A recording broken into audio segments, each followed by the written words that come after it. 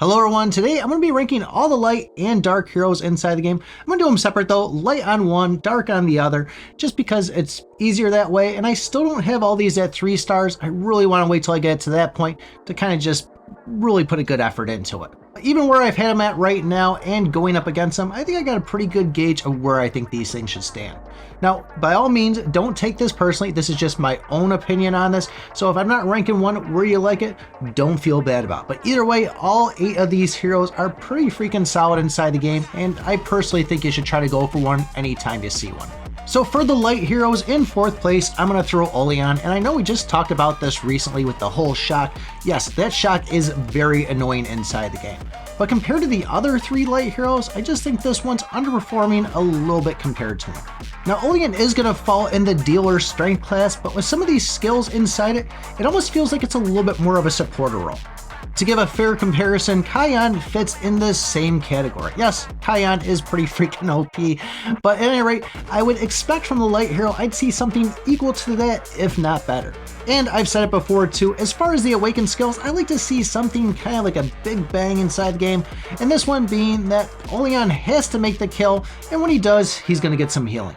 When they do decide to make some game balances, I'd love to see Oleon get one and definitely shine a little bit more on the damage side.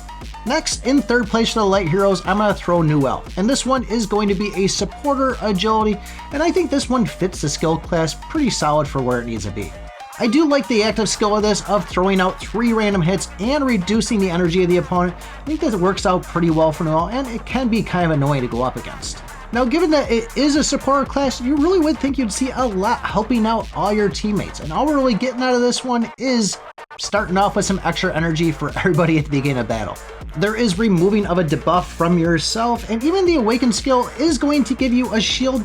I think they got the agility side down on this, but for the supporter side, it just doesn't really feel like that one's up to par either.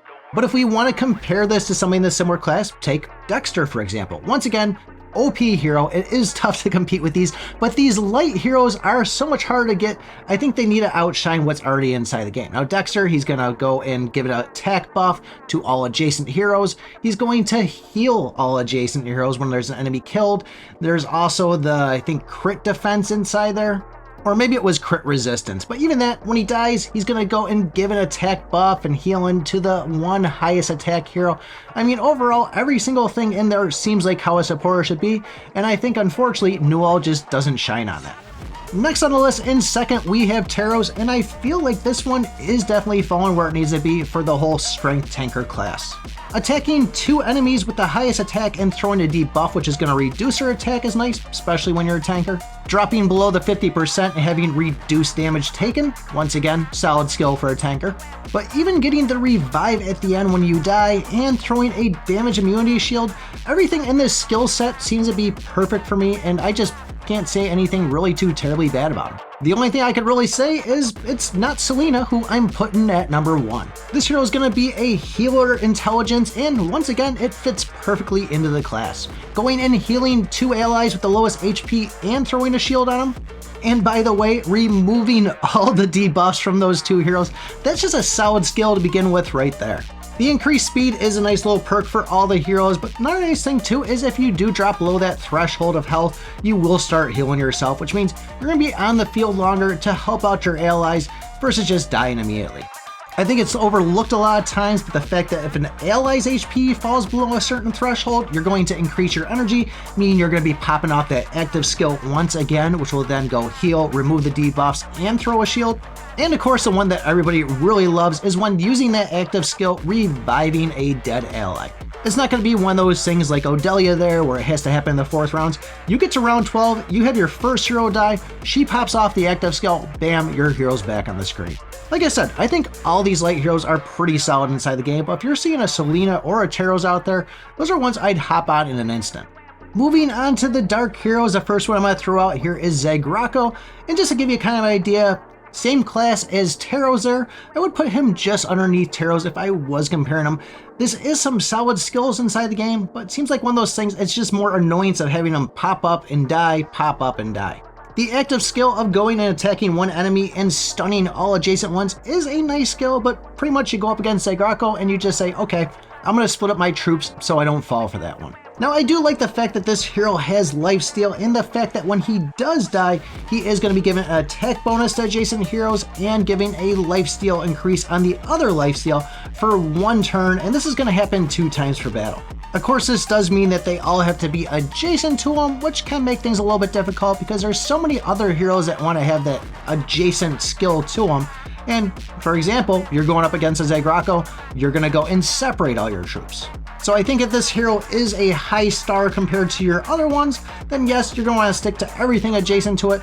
But in the meantime, I think it's just kind of sitting in the last out of all 4 of them. Bazam is the next one I'm throwing in there at 3rd place, and like I said, I like all these heroes. I think they're still solid, but I think compared to the top 2 we're going to talk about in a second, this one is just lacking a little bit compared to them. I like the idea of reviving 3 times, giving you an extra 3 lives on top of the one you start with, but the key factor being in there is that Bazam has to make the kill.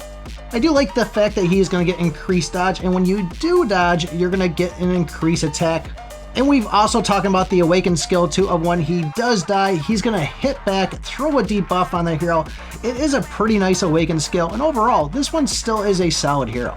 I feel like a lot of times though, this is a lot of good stuff inside the game, but you just gotta kind of get lucky on those things. When it works really well. When it doesn't work, it's just kind of an average hero like everybody else. Next on the list in 2nd, we have Benzo, and this is one of those ones that I really enjoy the acid inside the game.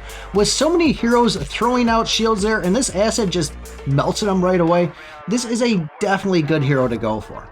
The fact that we're hitting every single enemy on the screen too and getting a damage over time, this definitely hurts when you're going up against one.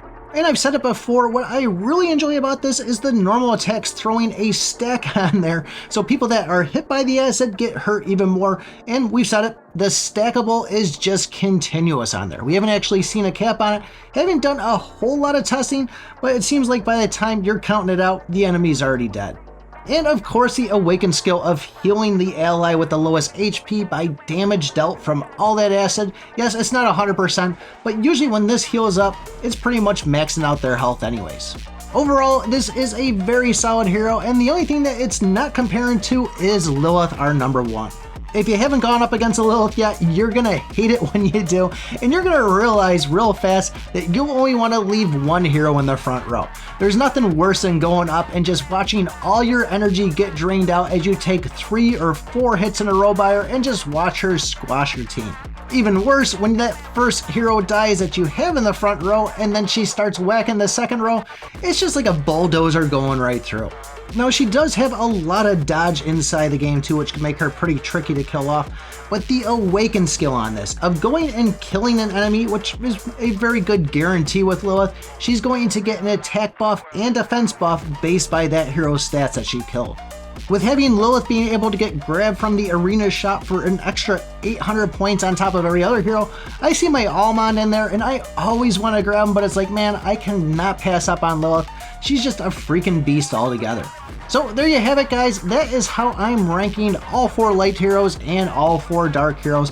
As I said, they're all solid. Don't feel bad about any of these. These are all high tier ones in my opinion, with some of them needing a little bit of an adjustment. Now, if you saw the video from yesterday, you know I've started spending money on a brand new account, and I must say, playing at 6 times speed is just incredibly fun. I didn't think I was going to like it at first. When I go back to 2 times speed, it just feels ultra slow. But I'm going to be doing things a little bit different on that account. If you want to find out what, check out this video right up over here. Thanks for watching, and remember, I pick my butt.